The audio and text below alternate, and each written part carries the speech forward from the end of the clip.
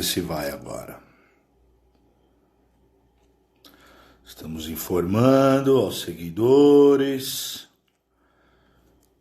Doutor Cristiano.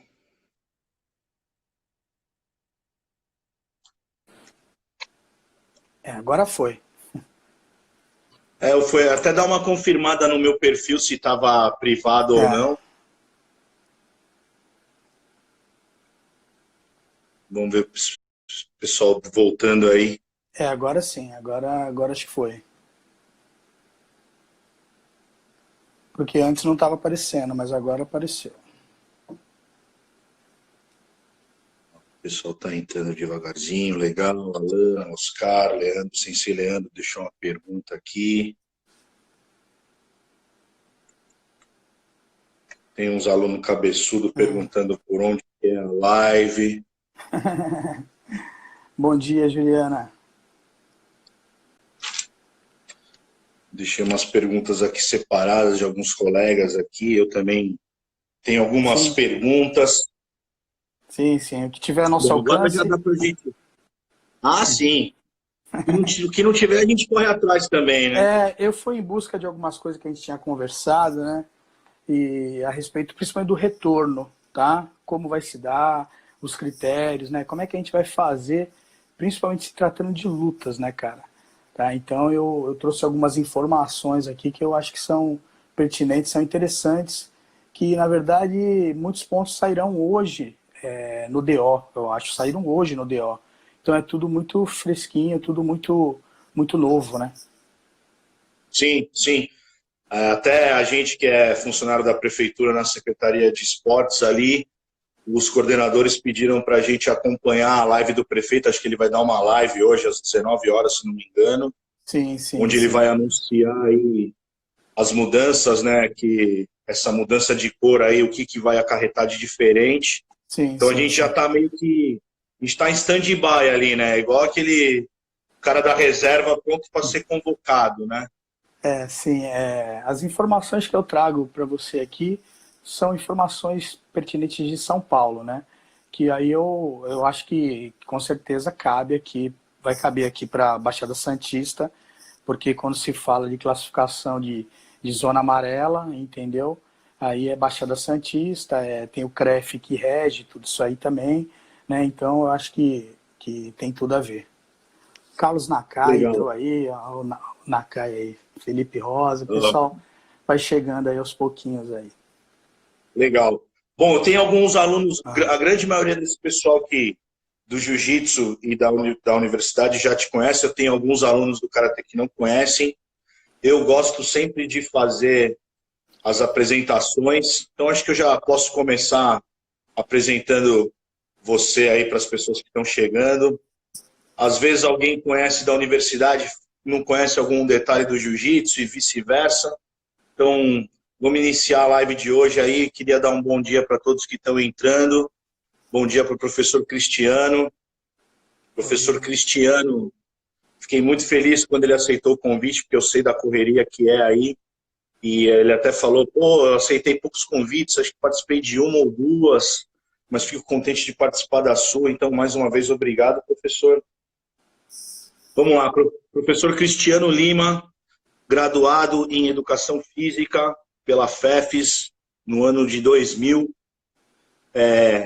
Tive que botar uma cola aqui pesada aqui, cara. Deixei o computador aberto aqui de cabeça, não...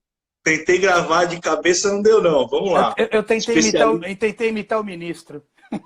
Não, esse aqui não é... Isso aqui não é igual do ministro, não, cara. Isso daqui é pesado.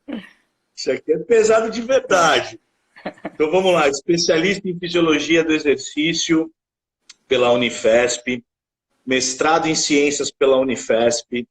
Eu vou dar uma resumida, porque depois eu entrei mesmo no link, entrei no link do Lattes, vi que você até orientou TCC sobre o Karatê em 2013. Sim, humildemente.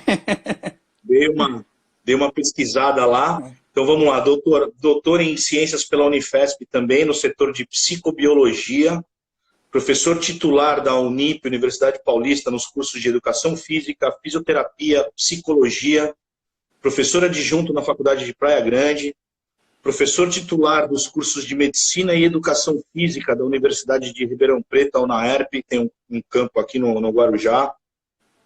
Professor de pós-graduação das universidades Estácio de Sá, Unip, FMU, Universidade de São Caetano do Sul, que é uma universidade de referência na área de educação física já há muito tempo, e Unimes.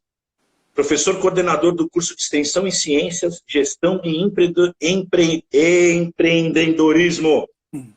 Membro do Conselho Editorial da Revista Brasileira de Fisiologia do Exercício e revisor de periódicos nacionais e internacionais. Atuante nas áreas de pesquisa que tangem os temas biomecânica, psicobiologia, neurociências, transtornos mentais, epilepsia, sono, fisiologia do exercício, lutas e esportes coletivos. E além, né, foi ali que eu conheci o professor, faixa preta de jiu-jitsu, formado pela Escola Integração, do mestre Elcio Figueiredo, o pioneiro do jiu-jitsu aqui na região da Baixada, né?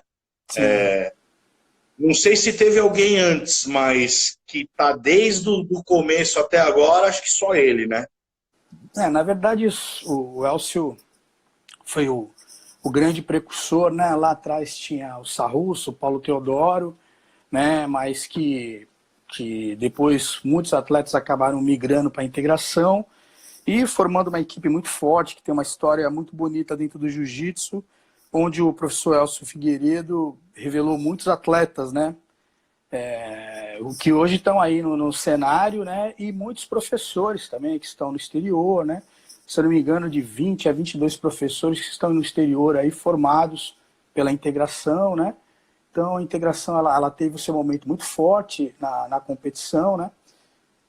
No início dos anos 2000, que eu pude participar um pouco, né, desse embalo. Eu comecei o jiu-jitsu relativamente pouco tarde, né, com 28, 29 anos, e aí o que acontece? Eu vinha do futebol, eu joguei futebol, né, e ao parar de jogar bola, eu sentia uma necessidade da competição, né, da competição, algo de algum treinador gritando no meu ouvido, embora eu já estivesse muito envolvido já no cenário da educação física.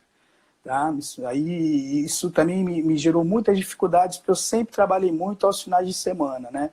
E aí, com a qualidade dos atletas, né, com o nível do professor Elcio Figueiredo à frente, juntamente com o Teco e outros professores na época, né, não tinha como você não evoluir, né? E aí você era meio que empurrado, né, meio que forçado a treinar bem, né?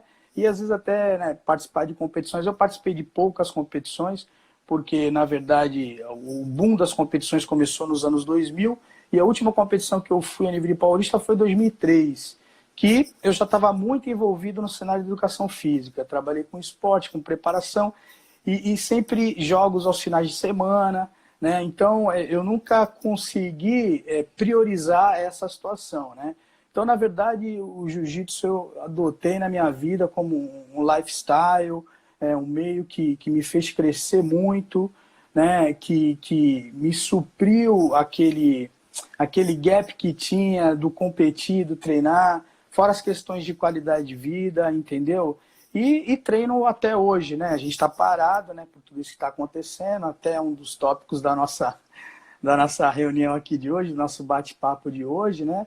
Mas que eu sou muito grato, né, a tudo que a integração me proporcionou, né? E hoje na universidade, à frente das disciplinas de lutas, né? Que aí depois a gente pode comentar um pouquinho mais sobre isso. Claro, claro. E é até engraçado, porque eu estava para fazer essa pergunta para você e esperava uma resposta completamente diferente, porque eu sempre começo perguntando para os meus convidados como se deu o interesse nas artes marciais, né? E é muito raro quando a pessoa entra na arte marcial já na vida adulta. Principalmente eu falo principalmente pelo karatê, que é o meu background, né?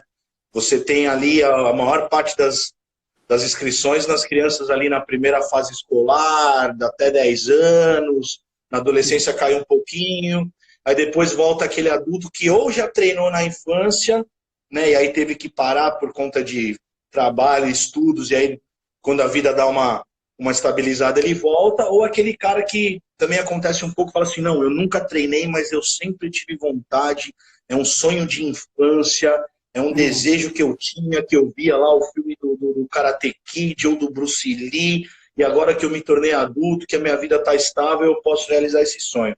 E aí você me trouxe uma experiência totalmente diferente, né? Na verdade, né, por volta dos 10, 11 anos, assim, eu entrei no Kung Fu, tive um primeiro contato com o Kung Fu, né? Cheguei ali até o Tiçô Verde, né? E aí depois migrei para o futebol, aí no futebol segui um tempo razoável aí, jogando em categorias de base, fui e tal, mas eu sempre gostei de artes marciais, né? A filosofia, a ideia, né? Enfim, os pensamentos, né? A própria questão da defesa pessoal e outros aspectos também, né? E aí o que aconteceu? Surgiu na década de 90, aquele boom do UFC, 93, né? Do Royce, aquele negócio todo. A gente tinha amigos que já praticavam, né? E na época, o Zé Roberto Esteves, que treina conosco até hoje, ele foi da minha turma na faculdade, né? Foi um dos primeiros a entrar. Isso eu estou falando de 1999, 2000, né? 20 anos atrás, entendeu? Aí depois, nunca saí, né? Me apaixonei pela modalidade, extremamente interessante a prática, o desenvolvimento, né? Uma série de aspectos positivos que você chegou a praticar um pouco e não voltou, tem que voltar lá treinar um pouco com a gente, né? Porque você Sinto muita falta. e soube chegar ali no ambiente, foi muito legal, né? A gente fez já logo uma amizade, né? Você como um professor também de karatê, entendeu? Entendendo bem os aspectos da filosofia, né? E aí naquele treininho dos coroas ali na parte da tarde, né? Que fica uma questão bastante social ali importante, né? Olha, eu confesso que assim, eu só fui surpreendido positivamente desde o primeiro dia que eu pisei lá. Porque a gente sempre tem pô, vou chegar lá, será que eu falo que eu sou do karatê? Será que eu não falo nada? Mas às vezes o instinto acaba mostrando alguma coisa. Você acaba sempre tendo um pouquinho de receio da Sim, recepção, né? sim, E sim. eu posso falar, foi assim, foi um período curto, mas foi um dos períodos assim mais felizes da minha vida em termos de treinamento, porque eu realmente conheci uma arte nova que me apaixonei, sou sincero para falar, fico muito triste de não poder ter dado continuidade. Cheguei lá com um pensamento assim, né? A gente tem uma expressão no karatê, a gente usa muito a mente de principiante de faixa branca, e chegar num horário que só tem faixa preta já formado, um pessoal de uma idade já, né, a mesma faixa etária que eu, então ninguém precisava mostrar nada ali para ninguém, quer dizer, para mim foi um aprendizado tremendo. Eu acho que se eu tivesse ido para uma turma assim regular, não teria aprendido tanta coisa em tão pouco tempo como eu aprendi. Sim. Então foi um período maravilhoso conviver ali com o mestre Elcio ali sentado ali falando, palpitando, né? Às vezes quando você está de olho ali, você está vendo os outros dois pretas ali, aquela coisa que eu não entendia nada, leigo total. E aí você vendo assim o mestre dando lá os pitacos, vira ali, pega ali. Nossa, foi para mim um período assim sensacional e eu não vejo a hora de voltar. E vou voltar. Vai sim, vai sim. A gente está aguardando você. Eu até queria que você falasse um pouquinho, então, o mestre Elcio, como a gente já falou, precursor aqui da modalidade na região, também um professor de educação física, né? Foi até um pioneiro também nessa área aqui na região, trabalhou com as equipes de vôlei lá no Guarujá, foi até ali que depois que ele foi dar aula de jiu-jitsu, né, eu ouvi um pouquinho da história dele. Conta um pouquinho sobre como é que é a convivência com o mestre, se você tem alguma passagem pitoresca aí junto com ele, divide aí com a gente um pouco suas impressões aí do mestre Elcio Figueiredo. As minhas impressões são as melhores possíveis, né? A gente que está ali praticamente metade da vida, né? Então, estou com 47 anos, então a gente está no jiu-jitsu há 20 anos, pelo menos. Quer dizer, o que acontece? É um aprendizado constante, porque o Elcio ele é a referência na educação física, na verdade, né? Você falou aí, citou o meu currículo, me deixou até um pouco acanhado, né? Agora, o que acontece? A convivência, né, com o Elcio, que é um doutor, né, honoris causa, na verdade, né? Então, um entendido de vários assuntos, principalmente da questão da preparação física, né? Então, das primeiras gerações do jiu-jitsu, então, muitas histórias para contar, né? A gente falou do doutorado aqui, o Elcio, ele estava presente na minha defesa, isso foi um momento importante da minha vida, né? Porque defesa de doutorado marca um fechamento e o início de um novo ciclo, né? E é onde você tem pessoas ali que fizeram parte de todo aquele momento seu, né, vivido. E o Elcio foi a São Paulo na época, né, eu fiz pela Unifesp lá em São Paulo, né, e ele estava presente lá na defesa, chorou, né, porque ele tem aquele negócio todo do Durão e tal, mas ele é coração de manteiga, né? E sempre está ali nos aconselhando, né, uma pessoa de opinião muito firme, entendeu? Que não adianta ignorar, porque ele, na verdade, acrescentou muito na formação de muitos, né? Que estão lá, né? A gente, às vezes, eu passo manhãs discutindo com ele, tardes, quando eu tenho tempo, né? A respeito, a gente fica 2, 3 horas falando de fisiologia e de aspectos de treinamento, entendeu? Ele cultiva muito o hábito da leitura, isso é importante. Então, ele, independente da idade, ele é um cara extremamente atualizado. O cara, para chegar e conversar a respeito de treinamento e de educação física no todo, né? Você está ali com uma enciclopédia, entendeu? Um dos caras que montou uma das primeiras academias no Rio de Janeiro, extremamente famosa, em Copacabana, né? Referência na preparação física de vários atletas de jiu-jitsu. A gente teve uma sequência de lives aí na quarentena, e o nome dele muito citado, muito referenciado, entendeu? De várias histórias, assim, né? Então, a convivência com ele é algo, assim, que me acrescenta muito, entendeu? Ainda, né? Posso esquecer também de outras pessoas que fizeram parte da minha formação, o próprio Teco Shinzato, né? Que eu treinei com o Teco muitos anos, né? Faixa preta recebi do Elcio, mas até a faixa marrom, né, o Teco como professor de equipe, que hoje está lá em Singapura, né, ele, na verdade, passaram excelentes professores, né, o próprio Kito, que hoje está no Japão, entendeu? Você chegou a conhecer o Kito, na época que você foi, estava lá, né, hoje Mandar um abraço para ele, inclusive, ó, tá falando aqui que o Elcio é uma faculdade ambulante, mandar um abraço pro professor Kito, professor sensacional, cara. Hoje o André Esteves está à frente, né, que o pessoal conhece como Baby, né, e também começou desenvolvendo um excelente trabalho que foi interrompido pela quarentena, né, mas é um professor extremamente antenado, está aí fazendo seu curso de educação física, por coincidência é meu professor na integração e meu aluno na faculdade. Entendeu? Então a vida é assim, né? Mas a integração, ela faz parte da vida de muitos aqui da Baixada Santista, da formação de muitos, né? Sim, sim. Não é porque ele entrou agora não, mas eu vou fazer a pergunta do professor Rubem Góes, que tem a ver com um assunto aqui. Ele quer saber como a arte marcial ajudou na sua formação acadêmica, o professor. Total, né? O jiu-jitsu é uma arte marcial que assim, como toda arte marcial, na verdade, a questão da superação, a questão de você estar fragilizado numa situação, a questão de você, numa situação de luta, você perder, né? E, na verdade, o lutador não perde, ele aprende, entendeu? Quando ele perde, ele aprende, né? Então, principalmente a questão da resiliência, que é uma palavra que está muito em alta, né? Mas é algo que em particular, quem treina jiu-jitsu aprende isso e leva isso para a vida, né? E aí, na área acadêmica, né, pelas aprovações que a gente teve que passar, desde especialização, mestrado, doutorado e outras coisas, mas você passa por várias arguições, por várias bancas, né, das quais você tem que ser aprovado, entendeu? Que exige muita dedicação, né? E o jiu-jitsu te ajuda a isso, né, cara? Então não basta, exemplo, o sujeito tem talento, treina jiu-jitsu, você tem que treinar arduamente, treinar para quando chegar numa competição, alguma coisa assim, você está bem, né, cara? Você está bem, você está preparado. E na área acadêmica também é assim, você vai dar uma palestra, você vai dar uma aula, né? Então, se você me permite contar, fazendo até um paralelo, né?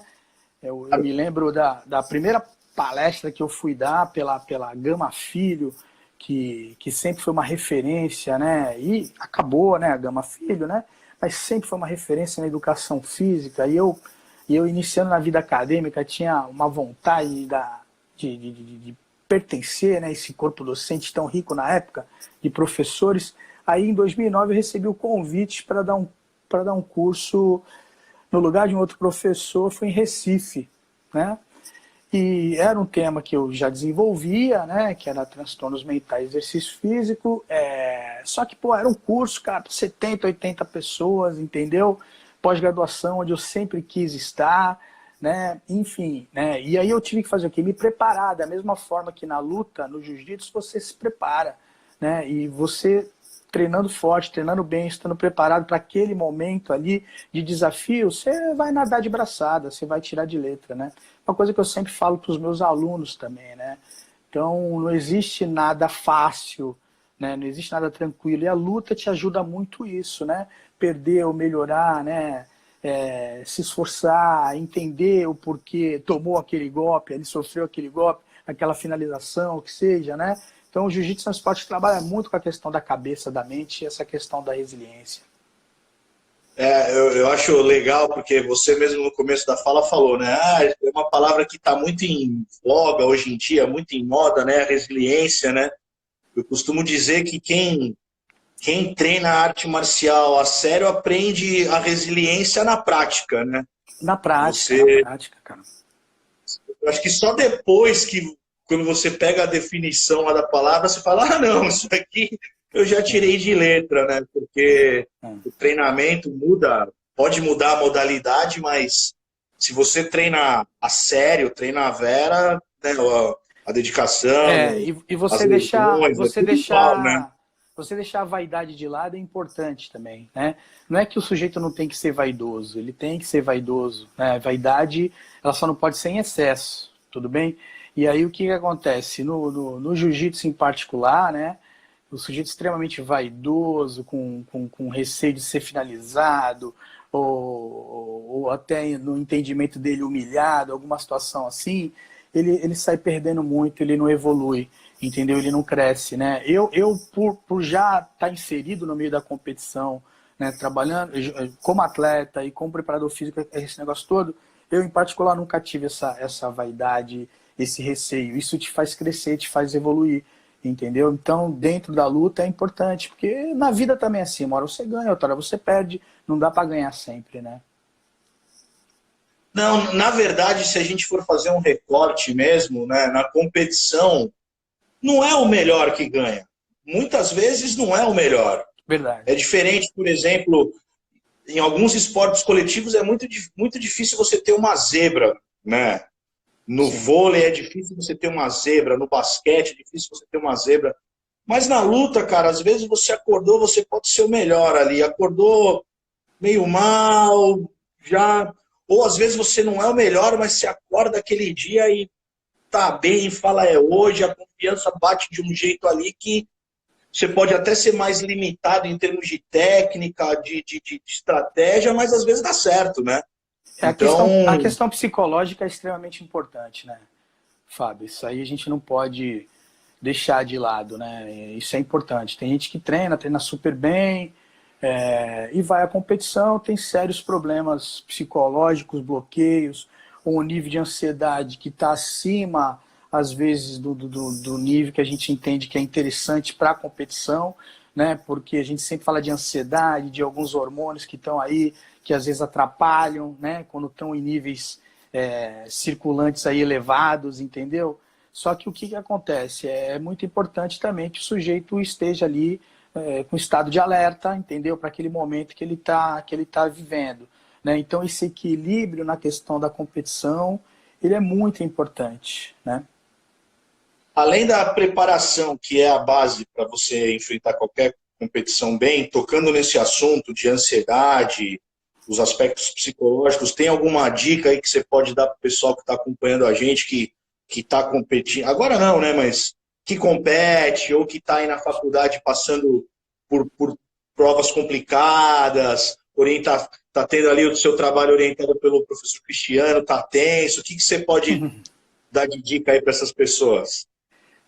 Ontem eu fiz até uma reunião com alguns alunos meus, que são orientandos meus, né, numa outra instituição que estendeu o calendário que eu trabalho, que vai até julho, né, na verdade, eu estou trabalhando, né. 2 instituições que eu trabalho já cessaram as atividades, mas uma ainda continua, e semana que vem eu tenho uma série de TCC, né, dos quais eu vou participar como membro de banco e também com orientando, né. E foi justamente isso que a gente está conversando aqui, que eu falei para os meus alunos ontem, né, na reunião. Eles me apresentaram lá, né, porque é sempre interessante você de sensibilizar, né, ou seja, né, você vai viver o momento à frente, tá? O que você tem que fazer? Você tem que treinar forte, né, e eu sempre faço essas analogias com eles, ó. Vocês estão treinando forte aqui, né, com certeza semana que vem vocês vão defender o seu TCC no tempo correto, o link entre os slides, né, vai estar ali super bem feito, porque a gente está com o nosso grupo aqui treinando e corrigindo, né? Então sempre eu procuro fazer esses paralelos. Não tem nada fácil na vida, né?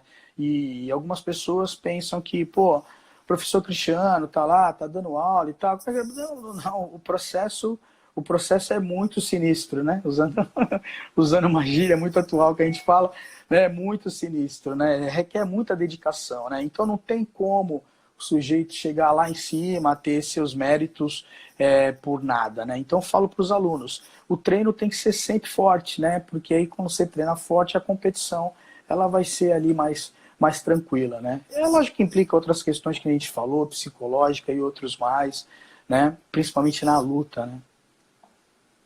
Falando sobre treinamento, você agora me suscitou aqui uma dúvida que eu tenho e eu queria saber a sua opinião sobre isso.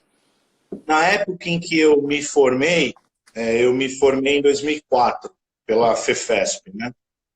E a FEFESP ela já tem assim um viés meio tecnicista, uma linha de estudo desenvolvimentista, né? Até o meu TCC eu fiz sobre karatê e desenvolvimento motor, então eu usei muito Galahu, né? Então assim, a gente nas aulas, nas práticas esportivas, a gente sempre teve aquela preocupação de fazer a técnica correta para poder mostrar a técnica correta na hora que você for dar uma aula. Então, um exemplo, né, as aulas de futebol com o professor Laudier, um grande abraço para ele aí, um professor sensacional também. Trabalhei com o Então, Laudier.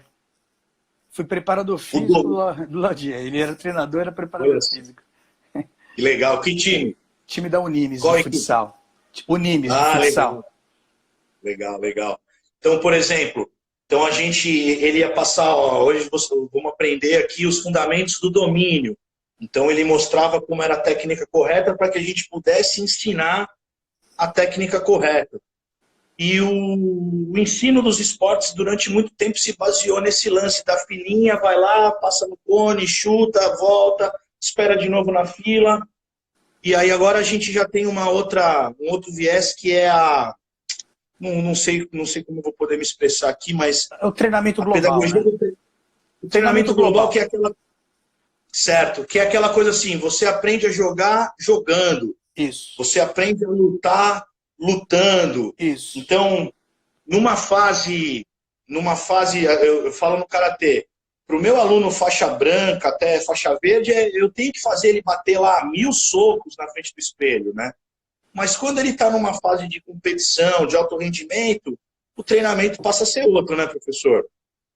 O que acontece é o seguinte, existem essas vertentes do treinamento, né, que caminham junto com as questões de desenvolvimento motor, aprendizagem motora, né, que sempre são muito polêmicas, na verdade, né, porque aí tem ali os defensores dessa linha analítica, tudo bem, que é o aprendizado através da repetição, tá? Opa, espera aí que caiu aqui. Que é o aprendizado através da repetição, né? E o treinamento global, com suas vertentes, dos jogos desportivos coletivos e outros mais aí, né? que Greco e outros mais pregam, tá? O que acontece é o seguinte, eu acho que nem muito ao céu, nem muita terra, né? Eu falo isso para os alunos. Tudo depende do grupo que você tem em mãos. Tudo depende dos atletas que você tem em mãos. Tudo depende da etapa de treinamento, né? Então, essa palavra depende, ela é muito redundante quando você vai falar com alguém da educação física, mas ela tem que ser dita mesmo, tá? Porque depende de uma série de fatores. Você pode ter um grupo que responde extremamente bem, exemplo, no futebol, né? Com as questões do treinamento global, o princípio dos pequenos jogos e outras coisas mais, e você variando em cima desse contexto. E você pode trabalhar num grupo que tem outras características, que tem atletas muito limitados nas questões técnicas, que dentro do teu direcionamento do trabalho, você vai ter que saber explorar bem isso de forma individual, né? A educação física ela já vem numa caminhada já há um tempo razoável dessa questão da individualização do programa do treinamento, né? Que hoje ficou muito mais latente com essa questão da pandemia, entendeu? Eu acho que vai ter um boom nessa questão do personal trainer também, como já está acontecendo, tá? Pela necessidade, e as pessoas estão cada vez mais conscientes, né, dessa questão da saúde, né? Mas em se tratando da sua pergunta, né, do analítico do global, eu acho que essas duas teorias elas vêm para somar, para ajudar, entendeu? Eu, quando fui preparador físico, né, sou, né, hoje não estou, porque eu estou muito envolvido na área acadêmica, né, não estou trabalhando diretamente com atletas, nada disso, tá? Mas nas equipes de competições que eu trabalhei, né, eu sempre tentei direcionar o treinamento de uma forma o mais específica possível, né? Então, você pega Loturco e outros mais que discutem o treinamento hoje, né? O específico, ele é o que está em alta mesmo, de fato, você explorar, entendeu? Dentro da realidade, dentro do contexto do jogo. E isso extrapolado também para os esportes individuais. Você pega os famosos drills, entendeu? No próprio jiu-jitsu, tá? Isso tem a ver com a questão de você levar o jogo para o esporte individual. Porque tudo que o esporte coletivo sabe foi porque a gente herdou, né, de pesquisas do esporte individual. O pai da fisiologia, que teoricamente seria o atletismo, vamos pensar assim, né? Sim. Perfeito. Continuando nessas questões sobre fisiologia, a parte mais de treinamento, eu também recebi algumas perguntas nesse sentido, professor. Meu colega atleta da seleção de Mongaguá, de karatê e guarda municipal, ele pergunta, é o Denis Bolelli. Depois eu vou fazer a pergunta do Carlos Ace aqui, que ele deixou aqui embaixo, Ace. Não vou esquecer, não. Aliás, já vamos fazer agora, porque é melhor fazer essas perguntas que vão passando, porque pelo menos as anotadas eu não vou perder. Essas daqui eu acabo perdendo. Fala pra gente aqui, vamos abrir um parênteses, o Carlos Ace, ele é professor de karatê e de jiu-jitsu. E ele escreveu aí, fez participação de um livro falando sobre artes marciais na escola. Ele pergunta para você, professor, a respeito das lutas e artes marciais nas escolas, quais são os desafios eminentes aí, para quem quer colocar esse tema na educação física escolar? Primeiro que tem um ponto importantíssimo aí, né? Então, o professor que trabalha na área escolar, no âmbito escolar, né, ele tem por obrigação inserir, né, a modalidade lutas, tá? Por quê? Porque está lá nas diretrizes básicas, leis de ensino, está lá escrito. Ele tem por obrigação, né? Se porventura ele ficar limitado aos 4 esportes de quadra, né, seria a mesma coisa de um professor de matemática falar assim, não, multiplicação não vai ensinar, só vai ensinar a soma, a divisão, não, né? Ele tem por obrigação, né, tentar criar ferramentas, tudo bem? Das quais, né, são muito ricas, né? Você pega... Mesmo não tendo a graduação em nenhuma luta, né, professor? Vamos deixar isso claro. Não. Mesmo não tendo a graduação em nenhuma luta, né? Porque a luta tem toda a questão filosófica, histórica, que ela também pode ser abordada, entendeu? Dos próprios conceitos em si, né? Dentro do ambiente escolar para as crianças, e que acrescenta e que agrega muito, né? no primeiro momento, você inserir os jogos de lutas, né? Pô, a molecada se amarra, a molecada gosta pra caramba, né? É uma estratégia extremamente interessante. Então, lutas tem que estar presente, sim, no ambiente escolar, né? E o professor não necessariamente ele precisa ser um faixa preta de alguma modalidade, né? Lógico que se ele tiver um background, um lastro, né, em cima da modalidade, isso ajuda, que nem eu sou professor, né, de lutas e aspectos pedagógicos na Unip, entendeu? É lógico que eu fico muito mais à vontade, né, de conduzir essa disciplina, tudo bem? Por quê? Porque eu vivi e vivo nesse meio, né? Agora, professor Cristiano, o senhor vai dar aula de basquete, né? Se você sabe a minha altura, o aluno já iria achar um pouco estranho, né? Ó, mas é lógico que, né, a gente iria se esforçar e também, né, mas a nível de graduação é muito melhor, né, quando um sujeito tem um background para isso. Mas quando você fala no ambiente escolar, o que é transferido para você na graduação de educação física, você como aluno de educação física, se você for atuar no âmbito escolar, você não precisa ser um faixa preta, né? Tem muitos jogos de lutas que eu passo muito para os alunos da universidade que podem ser aplicados e devem, né, no ambiente escolar. Perfeito. Eu, na minha formação, na época, nós não tínhamos essa disciplina na faculdade. E é uma coisa que, assim, a gente vendo hoje, conversando com colegas que estão na faculdade, ou até com professores, a gente vê a importância que é, como você mesmo falou, nem tanto para nós que já vivemos a luta. Para mim foi natural colocar, quando eu era professor também escolar, para mim foi natural colocar a luta. Mas para o cara que nunca teve formação em luta nenhuma, essa disciplina ela é fundamental, porque, como você disse, né, a luta é parte integrante do componente curricular da educação física, não pode ser deixado de lado. Como a dança também não pode, né, como outras coisas não podem. Sim. Próxima pergunta, mestre. Agora sim vou fazer a pergunta do Denis, que é a atleta da seleção de Mongaguá e guarda civil lá da cidade também. Ele pergunta quais as vantagens e desvantagens do treinamento de força. Aí a gente sabe que, né, treinamento de força pode ter vários objetivos, né, diferentes, mas aí ele deixa aqui, entre parênteses, hipertrofia nas artes marciais como karatê e jiu-jitsu. Isso vai depender muito, né? Porque foi que nem pegando até um gancho do que a gente discutiu da questão da individualidade biológica. Eu tenho um atleta, entendeu? Que é um atleta ectomorfo, é um atleta que tem esse perfil ectomorfo, sujeito magro e tal, que ele, para aquela idade, para a questão do desenvolvimento, ele está abaixo do peso. Obviamente, eu vou ter que fazer um trabalho, né? Visando hipertrofia, se aquele atleta meu tem um talento, se eu viso competição com ele, né? Então, primeiro entra um princípio da individualidade biológica. Eu não posso generalizar, entendeu? Quando falo hipertrofia, é uma coisa muito... Você generaliza o negócio, né? Então, eu tenho que ver ali as necessidades do meu atleta, né? Dependendo da etapa, né, eu tenho que dar ênfase ao treinamento específico. Tá? Então aí entra as questões da organização do treinamento, da periodização do treinamento, né, de respeitar as etapas, porque se está antecedendo competição, dependendo do tipo de treinamento que está sendo empregado, pode ser um fator, né, que atrapalhe, entendeu, o rendimento do atleta.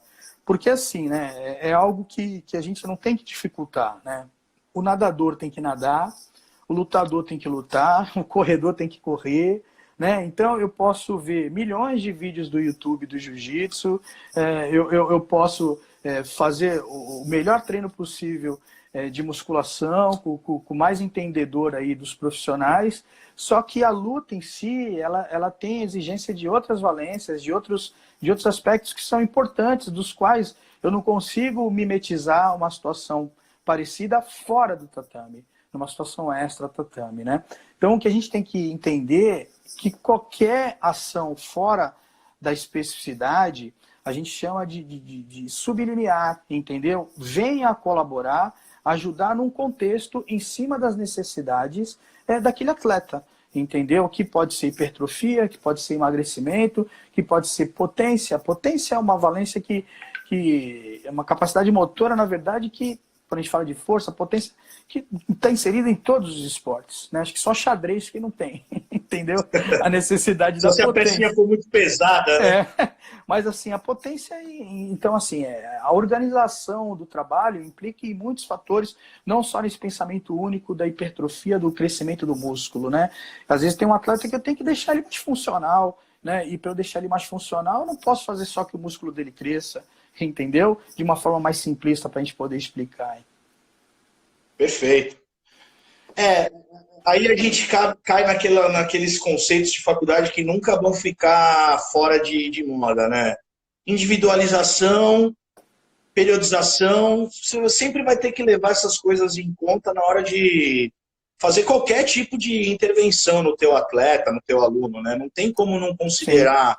Sim. E a gente ainda vem de esportes, né? Eu imagino que também no jiu-jitsu deva ser semelhante ao karatê. O karatê, ele não tem um calendário crescente, linear, né? É um calendário todo irregular. Então, você tem final de Paulista em abril. Então, você tem que estar ali no teu pico técnico, físico em abril. Depois, em junho, você tem a final do Brasileiro. Quer dizer, e aí, eu acredito que no jiu-jitsu deva ser semelhante também, né? O Então, a calendário... periodização é muito importante, né? Não tem o como... calendário... O calendário envolve competições a nível de paulista, brasileiro, mundial, sul-americano, né? E aí o atleta, dependendo, né, tá envolvido nesse processo todo, vai ter que organizar bem e priorizar, porque você se mantém em excelência, né, em todas, né? Isso aí é algo que exige bastante, você não consegue, né? Então, traçar ali a competição mais importante, né? Embora hoje existam correntes que discordem até dessa questão da periodização do treinamento, entendeu? Então, assim, hoje essa discussão do treinamento esportivo, ela tá muito assim entre essas duas correntes de você, principalmente, fazer as tuas avaliações ali diárias, semanais, né? E em cima dos teus microciclos, na verdade, né? Que irão se formar as ondas dos chamados mesociclos, né? E por fim esse macro que pode ser de 6 a 12 meses, né? Então todo aquele modelo clássico que a gente aprendeu na faculdade, né? Em cima de Matveev, né? Que ele serve, tá bom? Que ele serve, tá? Mas para o alto nível hoje realmente fica complicado, né? Porque aquele período de base que era estabelecido, hoje não tem mais. Você tem competições importantes em janeiro, fevereiro, exemplo, né? Onde quebra toda essa ideia daquela periodização clássica, né? Mas a gente não pode esquecer a colaboração de Matveev para isso tudo que a gente entende hoje, né? De treinamento. Perfeito. Professor Leandro Caria, ele é professor de karatê, professor de educação física também, fisioterapeuta. Ele é diretor de eventos da região ali de Campinas, da federação. Ele está sempre levando professores para fazer curso. Até compartilhei uma lembrança do curso do Lyoto Matida que eu fiz ano passado. Ele foi um dos que ajudou na organização. Ele fez uma pergunta aqui gigantesca, eu dei uma resumida. Ele não vai ficar bravo comigo, porque ele é meu parceiro. Ele diz o seguinte, professor. Tendo em vista que as vias energéticas predominantes num combate de jiu-jitsu são as anaeróbias, né? A grosso modo ali, uma luta de curta duração com muita intensidade. Então, tendo em vista que a via energética predominante é a anaeróbia, qual a importância do treinamento aeróbio para um atleta de jiu-jitsu? Então, quando a gente fala de predominância... Tá me ouvindo aí, Fábio? Estou perfeitamente. Então, quando a gente fala de predominância, né, dentro da discussão da fisiologia moderna hoje, a gente não fala de exclusividade, tudo bem? Então, predominância não tem a ver com exclusividade. Quando você vai pensar no contexto aeróbio, tá? Que aí você pensa no tempo de luta, dependendo da categoria, de 5 a 10 minutos, né? No tempo, na quantidade total de lutas que o sujeito faz até chegar a uma final, dependendo da categoria, 6, 8 lutas, né? Então, assim, a questão anaeróbia, ela é determinante. Não é nem questão de predominante. A questão anaeróbia, ela é determinante, tá? Ou seja, você está perdendo, aí você consegue dar uma queda, você consegue montar, você consegue finalizar, que tudo isso envolve uma concentração, nem sempre um movimento rápido, mas a implicação da força e a capacidade de você resistir à questão da acidose, tá? Então, o aspecto anaeróbio não é nem questão da predominância, ela é determinante. Tá? Então, dentro do teu treinamento, tem que estar presente, né? Mas você não pode ignorar a questão do componente aeróbio, né? Porque durante a luta, você faz força, você tem que ter resistência, você tem momentos de isometria. Então, durante o teu treinamento, ou específico ou não, tá? A importância do aeróbio ela é extremamente relevante. Perfeito. Deixa eu pegar mais uma pergunta aqui que está acontecendo agora. Ó. Pergunta do Akira. Akira foi meu aluno, lutador, casca Legal. grossa. Boa. Ele está perguntando aqui, professor, qual a sua opinião sobre a desidratação dos atletas de lutas para bater o peso antes da competição? É muito sofrido para cada atleta, pois perdemos quase 10 quilos, litros, na verdade, para cada luta. Essa questão do cutoff é bem complicada, né, do ponto de vista fisiológico, né? Não, assim, quando você fala em perda de eletrólitos, né, você está falando de sódio, você está falando de potássio, você está falando de atores aí, né, que eu gosto de chamar assim na fisiologia, quando eu dou aula para os alunos, que são extremamente importantes, né, principalmente quando a gente fala de contração muscular, certo? E é lógico que isso aí muitos nutricionistas, né, ele como atleta já discutiu isso, ainda é uma prática. Tem atletas que têm muita dificuldade de perda de peso próximo da competição, né? Mas que não é correta. Por quê? Porque o atleta ele não chega ali, teoricamente, 100% no dia da competição, né? A carência na questão da hidratação correta, tá? Isso pode implicar em sérios problemas e sequelas também.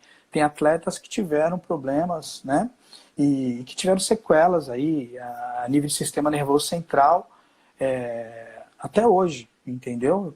Tem uma reportagem que eu vi recentemente no Sport TV, né, no canal Combate, se eu não me engano, falando de alguns atletas com sequelas, principalmente essa questão da perda do peso abrupta pro dia da competição, em uma semana você perder 14 quilos, entendeu? Isso é um absurdo, né? Ainda existe, mas atletas estão se educando, quando você pega aí algumas confederações que têm um comprometimento maior, né, estão lá mais atentas a essa questão, né, mas ainda é algo que existe e essa questão da hidratação é algo extremamente importante, né?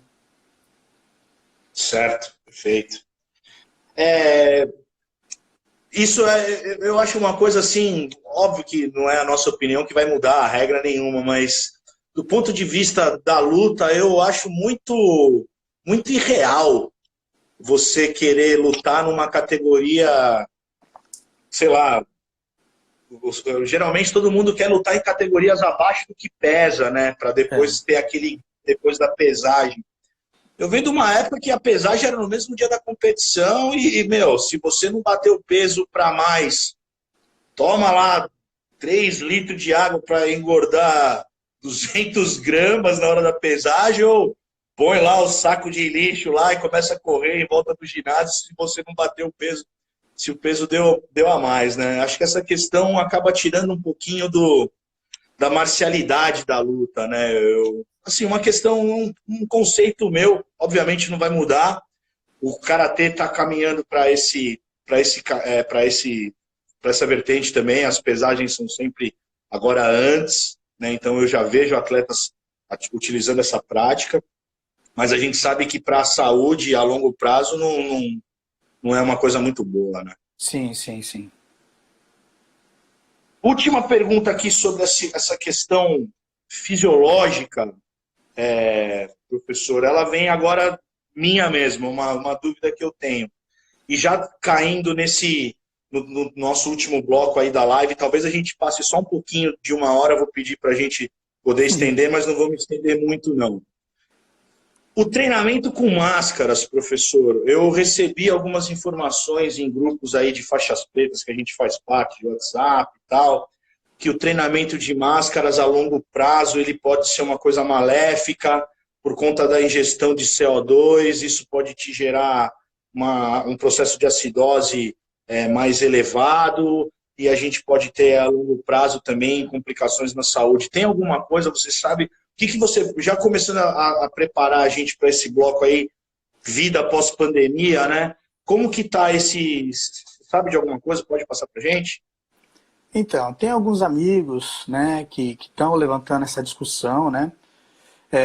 Principalmente a respeito de atividade que você pratique que esteja ali no limiar, entendeu? Você pratique acima do limiar, entendeu? Ou no teu limiar anaeróbio, que seja, né? Numa zona, teoricamente, de desconforto para muitos, tá?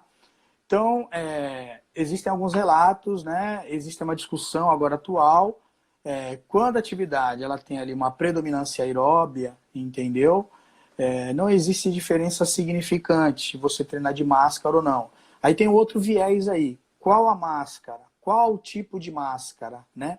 A discussão gira muito em torno de, exemplo, você fazer um HIIT. Né? Você vai fazer um HIIT com máscara. Tá? Pode gerar um desconforto? Pode te gerar uma certa tontura? Pode. Né? Justamente porque todas essas questões envolvidas, quando você está ali dentro de uma zona que a gente chama de zona anaeróbia, entendeu? Para muitos é extremamente desconfortável. Quanto menor o nível de condicionamento, né, mais desconforto o sujeito terá, né, quando faz a atividade nessa zona. Tá? Mas assim, ainda faltam muitos estudos para a gente chegar e poder afirmar. Eu acho que a discussão fica mais em cima da intensidade do exercício e do tipo de máscara que você utiliza. Né? Eu tenho um amigo lá no Rio de Janeiro, o Silvio Marques, né, que ele é um professor acadêmico, trabalhou comigo em alguns cursos de pós-graduação, e ontem mesmo ele fez uma postagem, né? As postagens dele são muito sérias, né? É um cara que leva o Instagram dele bem para essa linha científica, né? A respeito de um teste que ele fez, ele não publicou nada, foi uma coisa bem ali em cima do empirismo, né? Mas com uma ideia científica da coisa para tentar responder algumas questões, né? Mas ele, como não é bobo nem nada, deve estar desenvolvendo, aí deu um spoiler, né? Deve estar desenvolvendo estudo em cima disso, onde ele fez um teste com o próprio remador, né, que ele tem lá seu box de crossfit, né, além de ser acadêmico, tem seu box de crossfit, né, e no segundo momento sem a máscara, entendeu? Para observar, primeiro fez sem a máscara, depois com a máscara, naquela intensidade ali que foi determinada, se não me engano, 80% do VO2 máximo, alguma coisa assim, e ele não observou diferença significante, entendeu? Pode ser que acima dessa zona, 70, acima de 70, pode ser que tenha, mas ele não falou nada porque, na verdade, acho que ele só deu um spoiler que ele deve estar trabalhando em cima disso aí. Acho que essa questão fica mais em cima da intensidade, do desconforto e do tipo de máscara que você utiliza também. Certo. Professor, a gente vai bater 1 hora e daqui a pouquinho o Instagram vai passar um Ashibarai na gente aí. Tá bom. Sugiro a gente se antecipar esse Ashibarai e entrar de novo, pode ser? Tá bom, manda ver aí, a gente conversa. Se o pessoal conseguir aturar a nossa conversa aí, tá bom. Eu acho que o pessoal tá, para mim tá bem interessante, que o pessoal tá achando também. Beleza, vamos lá, vou dar uma derrubada aqui. Tranquilo, tranquilo.